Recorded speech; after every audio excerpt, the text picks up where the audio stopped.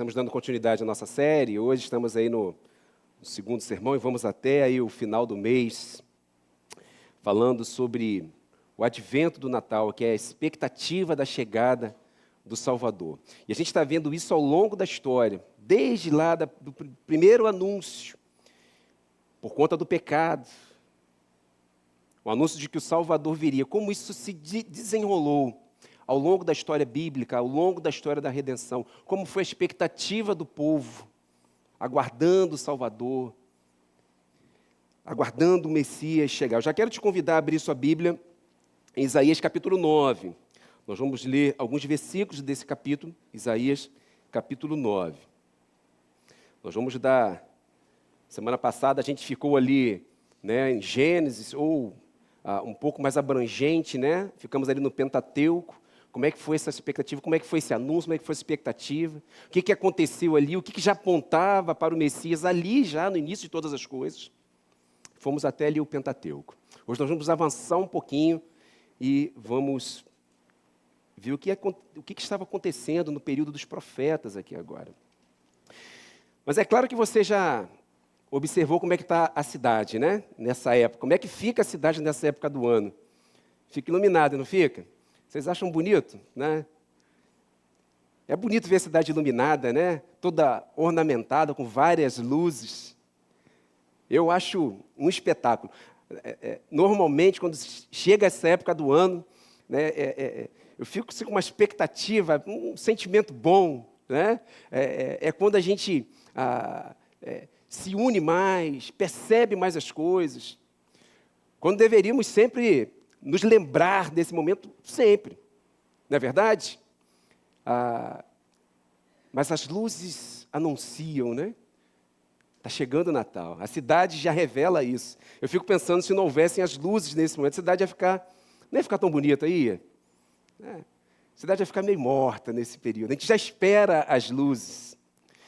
Eu queria fazer uma pergunta baseada nisso, né? Você sempre já imaginou o que seria do universo?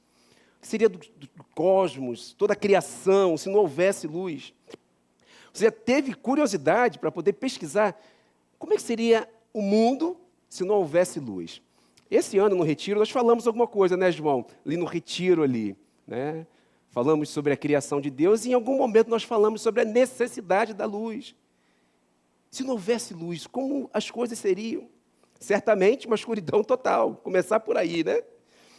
A fotossíntese seria impossível e, com isso, certamente iria afetar toda a cadeia alimentar. As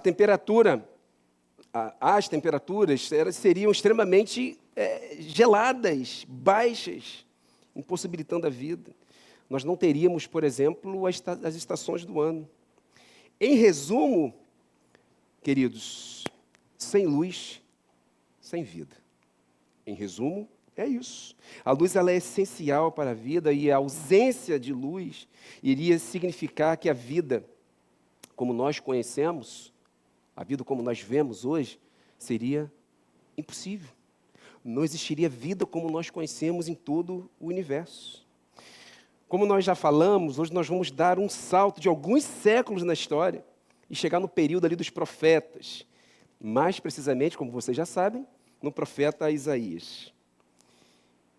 Em meio a um povo que vivia na escuridão, em meio a um povo que vivia em densas trevas, Isaías ele vai anunciar a chegada da luz. E é isso que nós vamos ver hoje. Isaías 9, nós vamos ler do versículo 1 até o versículo 7. Sua Bíblia já está aberta. Hoje nós vamos ler na versão NVI. Abra sua Bíblia e mantenha sua Bíblia aberta. Nós vamos navegar pelos textos, navegar por outros textos também. É muito legal você acompanhar a leitura, abrir a sua Bíblia e fazer esse exercício. A palavra de Deus diz o seguinte: contudo, não haverá mais escuridão para os que estavam aflitos. No passado, ele humilhou a terra de Zebulon e de Naftali, mas no futuro honrará a Galileia dos gentios, o caminho do mar junto ao Jordão. Versículo 2. O povo que caminhava em trevas viu uma grande luz. Sobre os que viviam na terra da sombra da morte, raiou uma luz. Fizeste crescer a nação e aumentaste a sua alegria. Eles se alegram diante de ti como os que se regozijam na colheita, como os que exultam quando dividem os bens tomados na batalha. Pois tu destruíste o jugo que os oprimia, a canga que estava sobre eles, seus ombros, e a vara de castigo do seu opressor, como no dia da derrota de Midian. Pois toda bota de guerreiro usada em combate, e toda veste revolvida em sangue serão queimadas como lenha no fogo. Versículo 6. Porque um menino nos nasceu, um filho nos foi dado, e o governo está sobre os seus ombros. E ele será chamado Maravilhoso Conselheiro, Deus Poderoso, Pai Eterno, Príncipe da Paz. Ele estenderá o seu domínio e haverá paz sem fim sobre o trono de Davi e sobre o seu reino, estabelecido e mantido com justiça e retidão, desde agora e para sempre. O zelo do Senhor dos Exércitos fará isso. Vamos orar mais uma vez? Obrigado, Deus, pela Tua palavra. Obrigado porque o Senhor nos deixou a Tua palavra para nos conduzir e vivermos por meio dela. Por isso nós suplicamos ao Senhor que Teu Espírito Santo venha nos iluminar para nos fazer compreender a Tua palavra. Glorificado seja o Teu nome por isso. Pedimos isso em nome de Jesus Cristo. Amém. Meus irmãos, o livro de Isaías, ele é chamado por muitos estudiosos, por muitos teólogos, de o quinto evangelho. Já ouviram essa expressão? Isso se dá porque, embora ele esteja no Antigo Testamento, ele anuncia com clareza, surpreendente a pessoa... Ô, meu amigo, muito obrigado.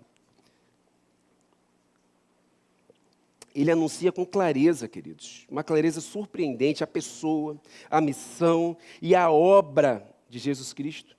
Como já estivesse contando isso, contando o Evangelho, séculos antes do nascimento de Jesus. Não sei se vocês vão se lembrar, eu inclusive aconselho vocês a fazerem isso, mas nós já tivemos uma série aqui chamada O Quinto Evangelho, baseado no livro de Isaías. Mas como assim o Quinto Evangelho? Se o Evangelho narra ali o nascimento de Jesus, o Verbo se tornando o próprio Deus encarnado ali. Mas Isaías retrata com clareza e com grandeza a chegada do Messias, como se ele já estivesse nascido. No livro de Isaías, as profecias messiânicas, elas são bem detalhadas. Ele tem muita semelhança, a escrita, o apontamento e o cumprimento dentro dos evangelhos. A gente vai ver isso e outra coisa, os escritos do Novo Testamento, eles citam muito mais Isaías do que qualquer outro profeta. E vários outros motivos pelo qual esse livro é conhecido como o Quinto Evangelho. Se você não estava aqui nessa época ou não se lembra dessa série, o Quinto Evangelho, dá um pulinho lá no nosso canal no YouTube e assista essa série falando sobre Jesus no Antigo Testamento, no livro de Isaías. Agora, voltando para o texto, percebam que ele começa com uma conjunção adversativa, usando a palavra contudo, que vai opor ou vai contrariar tudo o que ele disse antes. E o que ele disse antes?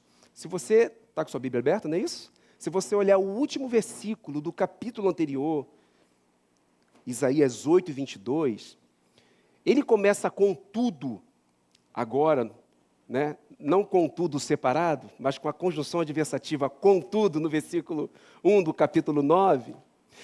Ele usa essa expressão baseado no que ele acabou de dizer no último versículo, na verdade, no texto anterior.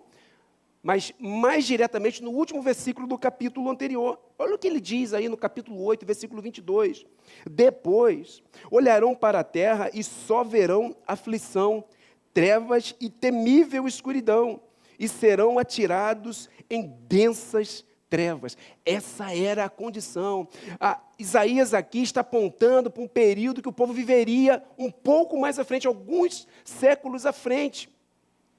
Ele está falando sobre isso, mas ele está revelando aqui também uma verdade muito mais profunda, que é exatamente a nossa condição. Por isso ele começa agora com tudo. Ele vai contrariar aquilo que ele acabou de dizer, ele vai se opor àquilo que ele acabou de dizer, e vai apontar para uma verdade maravilhosa. Por causa do pecado, o povo será levado ao cativeiro. Tanto o povo do norte quanto o povo do sul. Primeiro o povo do norte e depois o povo do sul. Lembrando que o reino aqui ele estava dividido. E tudo pode parecer, queridos, com o povo vindo para o cativeiro, com o fim da promessa. Esse povo pode ir para o cativeiro e esse povo pode ser extinto. E como fica a promessa? Lembra que nós falamos semana passada? Que da tribo de Judá, da linhagem de Davi, viria o Salvador. Se esse povo fosse extinto, porque ele de fato foi levado ao cativeiro, como ficaria a promessa, queridos? O reino do norte foi tomado pelo Império Assírio, o reino do sul pelo Império da Babilônia. E ele está se referindo a esse período aqui, período de densas trevas. Porém, perceba como a escuridão ela será dissipada. A promessa, a profecia apontando para frente. Contudo, o que nós acabamos de ler, versículo 1 no capítulo 9. Contudo, não haverá mais escuridão para os que estavam aflitos. Ele usa, no versículo anterior, ele diz, olha, depois olharão para a terra e só verão aflição. Mas ele começa dizendo, contudo, não haverá mais escuridão para os que estavam aflitos. Isaías faz uma profecia, ele profere uma profecia que aponta para a chegada do Salvador. Deus sempre preserva um remanescente, falamos também um pouco sobre isso semana passada, para que a sua promessa ela se cumpra. Embora o povo vivesse em densas trevas, embora o povo tivesse desobedecido e fosse para o cativeiro, Deus preserva um remanescente. E como eu disse, isso revela uma verdade ainda mais profunda, que é a nossa condição quando nós nascemos, separados, pecadores, separados do nosso Deus. Jesus é a luz que viria para poder dissipar a escuridão, dissipar essas densas trevas que nós vivíamos. Jesus é então, queridos, a grande luz. Esse é o nosso primeiro ponto. Olha o que ele diz no versículo 2, que nós lemos. O povo que caminhava em trevas, viu o que, queridos? Uma grande luz. Sobre os que viviam na terra da sombra da morte, raiou uma luz. Terra da sombra da morte aqui é terra de trevas. Essa profecia, ela iria se cumprir de maneira completa, plena e definitiva com a chegada do menino Jesus. Isaías está apontando exatamente para isso. O povo que vivia em trevas viu uma grande luz. Mateus, seu evangelho, ele cita esse texto dizendo que Jesus, ao começar seu ministério lá na Galileia, cumpriu essa profecia. E esse texto está lá em Mateus 4, 12 a 17, ele vai ser projetado. Mas enquanto eu leio esse texto, eu quero que vocês fixem os olhos de vocês no versículo 1 e no versículo 2. Percebam, Isaías escreveu isso aqui, queridos, há séculos antes. E Mateus conhecia essa profecia e ele vai replicar essa profecia, apontando o cumprimento dela em Jesus Cristo. Olha o que diz o texto de Mateus 4, de 12 a 17. Acompanha na sua Bíblia o versículo 1 e o versículo 2. E percebam se não é exatamente isso que Mateus está falando aqui. Mateus diz o seguinte: quando Jesus ouviu que João tinha sido preso, voltou para a Galileia. Saindo de Nazaré, foi viver em Cafarnaum, que ficava junto ao mar, na região de Zebulon e Naftali, para cumprir o que fora dito pelo profeta Isaías. Ele cita, queridos, Zebulon e Naftali no texto de Isaías. Isso é citado aí? Está olhando a sua Bíblia, sim ou não? Continuando aqui. E ele diz que era para cumprir o que fora dito pelo profeta Isaías. Terra de Zebulon e terra de Naftali, caminho do mar, além do Jordão, Galileia dos gentios. O povo que vivia nas trevas, viu o quê? Uma grande luz. Sobre os que viviam na terra da sombra da morte, raiou uma luz. E o texto conclui dizendo, daí em diante, Jesus começou a pregar, arrependam-se, pois o reino dos céus está próximo. É a mensagem, queridos, que traz luz ao coração. Arrependam-se que o reino dos céus está próximo. Agora percebam uma conexão importante aqui.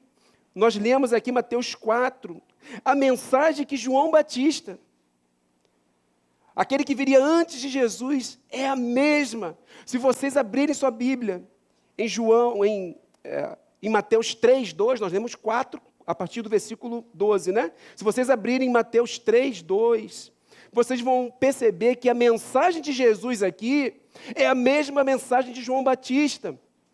E vocês sabem quem foi João Batista, queridos? Isaías também aponta para ele.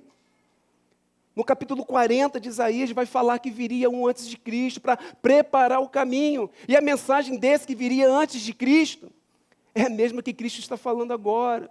Arrependam-se, pois o reino dos céus está próximo. Queridos, a Bíblia está toda conectada. Ela fala sobre uma única coisa, ela fala sobre Jesus. E percebam como tudo faz sentido. Tudo apontava para a chegada de Jesus, para ele estabelecer o seu reino. O próprio Jesus, por vezes, ele se apresenta como essa grande luz que o profeta fala. Poderíamos citar quase uma dezena de versículos aqui que Jesus se apresenta exatamente assim, como uma luz que dissipa as trevas, uma luz que brilha em meio à escuridão. Eu vou citar aqui João 8,12, mas poderíamos citar tantos outros textos que o próprio Jesus fala sobre si exatamente como Isaías apontava séculos antes. João 8,12 diz, falando novamente ao povo, Jesus disse: eu sou a luz do mundo. Quem me segue nunca andará em trevas, mas terá a luz da vida. Perceba, queridos, a conexão da profecia com aquilo que Isaías profetizou séculos antes, com o que Jesus está dizendo agora. Estão falando a mesma coisa. Jesus é a luz que dissipa as trevas. Jesus é a luz que brilha em meio à escuridão. A luz que viria, queridos, romperia toda a escuridão e levaria o seu povo para o seu reino. Iria nos transportar de um reino de escuridão, de um reino de trevas, para o seu próprio reino. Paulo fala isso em Colossenses 1, 13 e 14. Ele diz: pois ele nos resgatou do domínio das trevas e nos transportou para o reino do seu Filho amado, em quem temos a redenção, a saber, o perdão dos pecados. Jesus é a luz que nos tira das trevas e nos leva para si. A grande luz, queridos, anunciada por Isaías, habitou entre nós. Todo aquele que caminha na escuridão e consegue ver, e consegue enxergar essa grande luz, deixa de andar na escuridão e, como o texto mesmo diz, é transportado para o reino de Cristo. Jesus é essa grande luz que o profeta anunciava há séculos antes. O povo que andava em trevas viu uma grande luz. Um dia eu e você, que andávamos em trevas, nós olhamos e vimos uma grande luz. A grande luz que o profeta disse que um dia viria ao mundo, ele nasceu. E todos que vivem nas trevas e conseguem enxergar e ver essa luz, têm a sua vida transformada. É transportado para o seu próprio reino. Essa é a luz que brilha e que transforma a nossa história, que transforma a nossa vida. Semana passada, eu disse que aquele que viria precisava ser como um de nós. Não foi isso? Precisava ser homem, porque o pecado entrou no mundo por um homem. Então precisava ser como um de nós, mas precisava ser perfeito. E é isso que Isaías vai evidenciar no versículo 6, a humanidade e a divindade de Jesus. Perceba o seguinte: ao mesmo tempo que o profeta ele traz características humanas, quando ele diz, porque um menino nos nasceu, um filho nos foi dado, características humanas. Ele identifica, ao mesmo tempo que ele faz isso, ele identifica atributos divinos daquele que viria. E ele será chamado o quê? Maravilhoso Conselheiro, Deus Poderoso, Pai Eterno, Príncipe da Paz. 100% homem e 100% Deus. como um de nós, queridos, porém perfeito, sem pecado. Lembra do texto que nós lemos semana passada? Que o Cordeiro foi conhecido antes da criação do mundo, certo? E que ele era o quê? Sem defeito e sem mancha. Sem mancha e sem defeito. E outra coisa, perceba que para cada atributo divino, está na letra o quê? Maiúscula.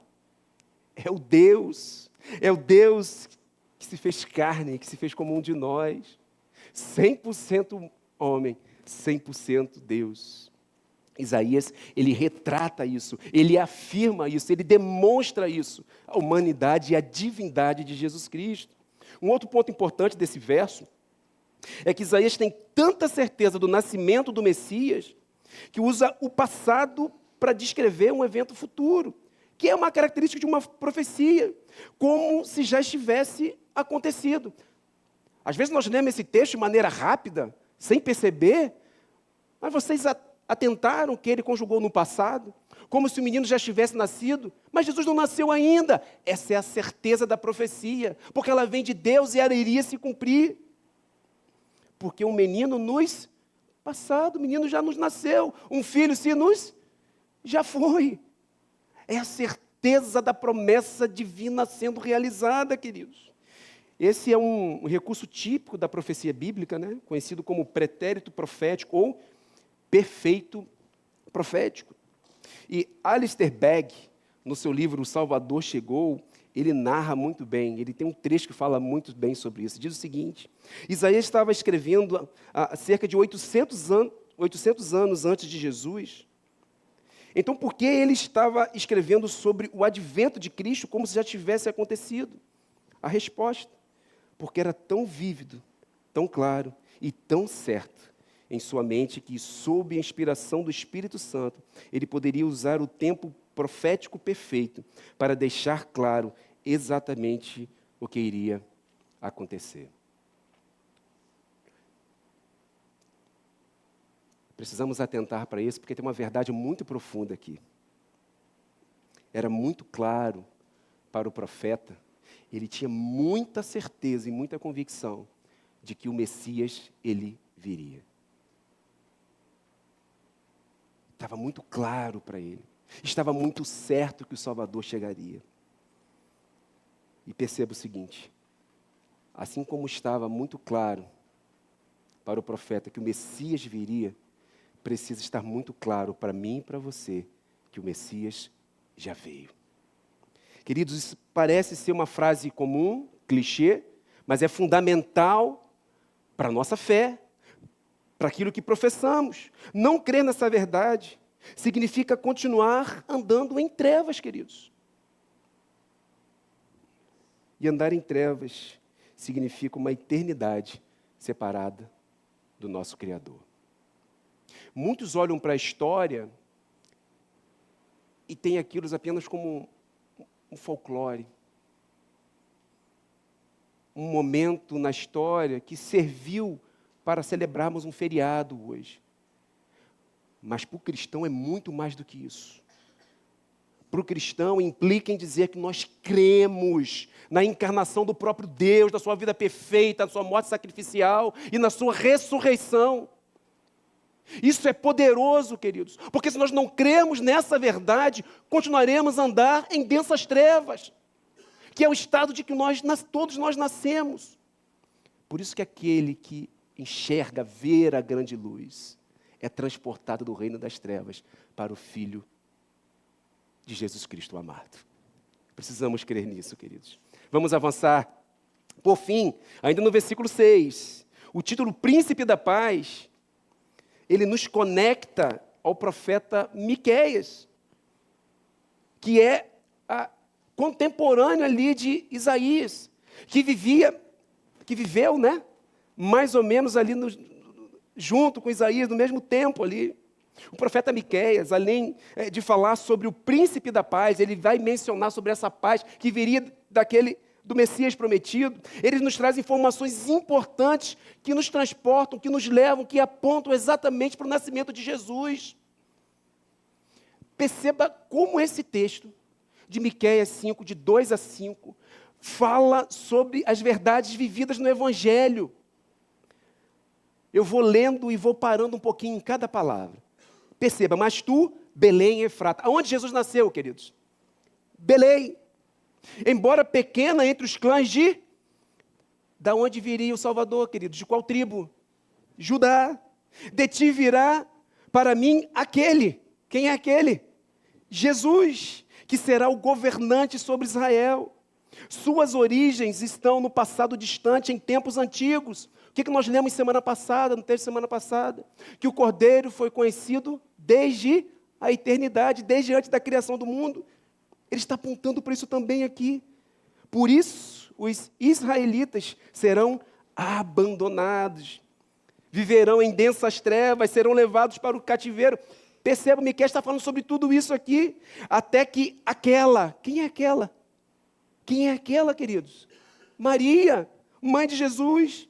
Até que aquela que está em trabalho de parto dê a luz. O povo que andava em densas trevas viu o quê? Uma grande... Aquela que está em trabalho de parto vai dar a luz, a grande luz que vem para poder salvar o seu povo. Ele será a sua, e ele será a sua, e ele será chamado, Isaías disse, príncipe da paz. Miqueias está conectado com Isaías e ambos nos levam para o nascimento de Jesus. Tudo isso, queridos, é extraordinário, é maravilhoso, é a história sendo revelada de maneira progressiva ao longo do tempo. Perceba, queridos, todo o Antigo Testamento aponta para Cristo no Novo Testamento. E todo o Novo Testamento confirma o Antigo Testamento. Queridos, está tudo conectado. A Bíblia conta sobre uma única história, é a história de Jesus. É a história da redenção, para poder salvar o seu povo.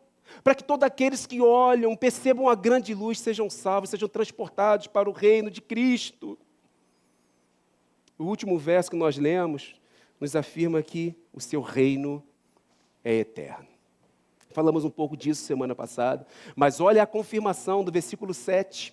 Olha o versículo 7 da sua Bíblia, o que diz? Ele estenderá o seu domínio e haverá paz sem fim sobre o trono de Davi e sobre o seu reino, estabelecido e mantido com justiça e retidão, desde agora e para... Seu reino será eterno, queridos. E perceba como ele termina aqui. O zelo do Senhor, o cuidado do Senhor, o amor do Senhor dos exércitos fará isso, porque Ele é fiel. E se Ele prometeu salvar o seu povo enviando o seu Filho, Ele vai fazer isso. Por isso a certeza, a convicção do profeta, mesmo Jesus não tendo chegado ainda, Ele já nasceu, um Filho já nos foi dado. O reino de Deus, querido, então, ele é instaurado no nascimento de Jesus. Olha o que o próprio Jesus, conversando com os fariseus, ele vai dizer. Muitos não perceberam, mas ele disse exatamente isso. O meu reino já chegou. Olha o que diz Lucas 17, de 20 a 21. Certa vez, tendo sido interrogado pelos fariseus sobre quando viria o reino de Deus, Jesus respondeu, o reino de Deus não vem de modo visível, nem se dirá, aqui está ele ou lá está. Olha o que ele termina dizendo, porque o reino de Deus está o quê, queridos? No meio de vocês. O reino de Deus já chegou. O menino Jesus já nasceu. O Salvador, o Messias prometido está entre nós. O Verbo se fez carne e habitou entre nós. E vimos a sua glória como a glória do unigênito do Pai. Queridos, que maravilha. O reino foi instaurado. Precisamos nos alegrar com isso, queridos. Esse reino já está sendo experimentado pela igreja do Senhor hoje, no presente. Eu e você fazemos parte desse reino. Lembra, em Colossenses, nós fomos transportados para o reino do Filho do Seu amado. Nós já vivemos nesse reino, já experimentamos esse reino hoje, ainda não de forma plena, que é aquilo conhecido como já, mas ainda não, pois aguardamos a segunda vinda de Cristo, mas nós já podemos usufruir desse reino hoje. Todo aquele que viu a grande luz já vive nesse grande reino.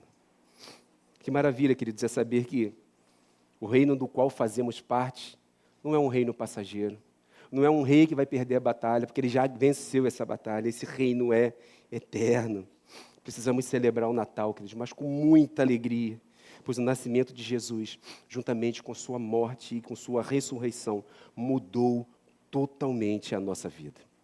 A nossa condição era a mesma do povo de Israel lá atrás, exatamente a mesma condição, porque nós vivíamos também em densas trevas, né, por causa do nosso pecado, como nós já vimos no capítulo 8, versículo 22 de Isaías, um versículo antes do texto que nós lemos. A nossa condição era exatamente a mesma. E esse era o nosso problema. E essa é a má notícia. Mas Jesus nasceu e essa é a boa notícia. Essa é a mensagem do Evangelho. Jesus nasceu. A boa notícia é que o Salvador chegou, queridos. A promessa se cumpre. Jesus nasceu para trazer luz, como diz o texto, sobre os que viviam na terra da sombra da morte, sobre os que viviam na terra das trevas. Nós vimos uma grande luz, Isaías 9, 22, e fomos alcançados e inundados, tomados por essa luz. Nós seguimos aguardando um último advento, onde jamais vamos conviver com a presença da escuridão, pois a glória de Deus, a luz eterna, vai iluminar o lugar onde Jesus vai nos levar. Em João 14, 2, vai dizer que Jesus, ele foi preparar um lugar, para que onde ele esteja, nós estejamos também. Interessante que o próprio João, em Apocalipse 21, 23, diz o seguinte: a cidade, que cidade é essa? O lugar que Jesus foi preparar, queridos. A cidade não precisa de sol nem de lua. Quando Deus criou todas as coisas, Ele fez o sol para iluminar o dia e a lua para iluminar a noite. A palavra está dizendo que nessa cidade não precisa de sol nem de lua. Por quê, queridos? Pois a glória de Deus a ilumina e o Cordeiro é sua lâmpada, a grande luz. Jamais veremos as trevas. Se hoje nós ainda convivemos com o pecado que representa a escuridão, quando nós formos para o lugar que Jesus está preparando para nós, nós jamais veremos a escuridão, porque o próprio Deus, a própria glória de Deus e o Cordeiro é a sua lâmpada, como diz. Queridos, Jesus nasceu. Por isso, a sua luz brilha em cada coração que foi alcançado e tomado por essa graça. Hoje, como diz lá Paulo em Efésios, nós andamos como filhos da luz. E aonde essa luz chega, ela muda a realidade de qualquer escuridão. Não há escuridão que resista a essa grande luz, porque o nosso Deus, Ele é vitorioso. A luz, ela muda realidades sombrias, trazendo esperança. A luz transforma semblantes tristes, trazendo alegria. A luz traz ordem e paz em lugares onde há conflitos e guerras. A luz, ela não se deixa influenciar, mas influencia e transforma tudo ao seu redor. Queridos, onde nós vamos, nós levamos, nós carregamos essa luz. E eu quero citar esse texto de Efésios 5, vai do 8 até o 13, que fala exatamente de quem nós somos a partir do momento que nós olhamos para a grande luz, que nós enxergamos a grande luz, a partir do momento que nós somos transformados por essa grande luz. Olha o que Paulo vai dizer aos Efésios. Perceba que isso é para a igreja do Senhor. Paulo está escrevendo a uma igreja, e isso se aplica para mim e para você, igreja do Senhor. Olha o que Paulo diz. Porque outrora, ou seja, antes, vocês eram trevas, mas agora são luz no Senhor. Louvado seja o nome de Deus. Vivam como filhos da luz, pois o fruto da luz consiste em toda bondade, justiça e verdade. E aprendam a discernir o que é agradável ao Senhor. Não participem das obras infrutíferas das trevas, antes exponham-nas à luz, porque aquilo que eles fazem em oculto, até mencionar é vergonhoso. Mas tudo que é exposto pela luz torna-se visível. A luz clareia todas as coisas, pois a luz torna visíveis todas as coisas. Jesus nasceu, queridos, e a luz do céu entrou em nossos corações. E eu quero finalizar com a letra do hino do cantor cristão número 239, A Luz do Céu. Você conhece essa música?